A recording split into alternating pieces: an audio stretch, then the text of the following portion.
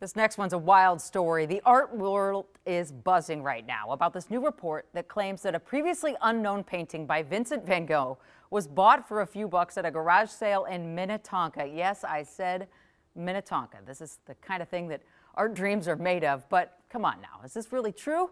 Kent, I hand it over to you.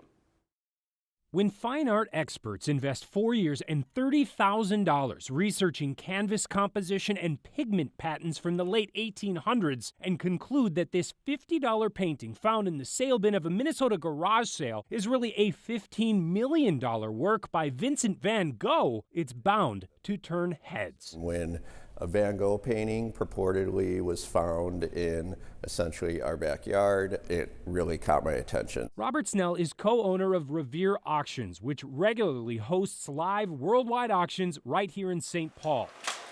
And as a fine art specialist, he can appreciate the level of detail and technology used in the LMI Group report, including the deep dive into this LMR signature on the back, which has strikingly similar strokes to another of Van Gogh's paintings. It is certainly something that would help their case, but it is by no means a smoking gun. And he says several other outstanding questions appear to hurt their case. For me, the hardest hurdle is the provenance, which is the history of ownership for the painting. Essentially, how the heck did it get to Minneapolis? Exactly. And a garage sale? Yes. How that piece ended up in a garage sale in Minneapolis is really the $15 million mystery. Though to be clear, he says it is plausible. We have had several patrons of the arts that did purchase really, really amazing objects, and they did buy from one of the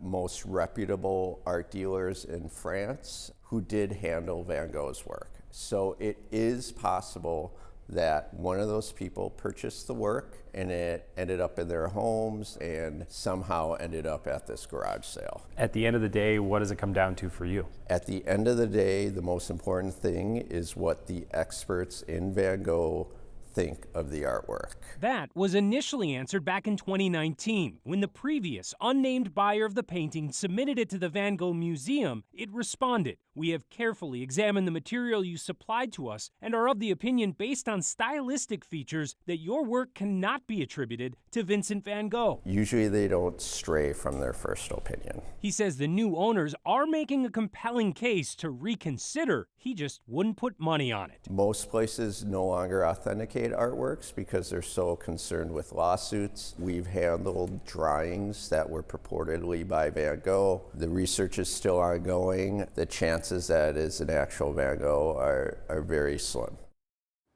Now here's the thing. Robert says this report is the latest test of a kind of divide in the art world right now between relying on traditional fine art experts and those who use emerging science and tech, which explains why this report is so exhaustive, 460 some pages. Essentially, the authors are making the case to the only people who ultimately matter, Jana, the buyers. So we may never know. Kent, Thank you so much. We'll be right back.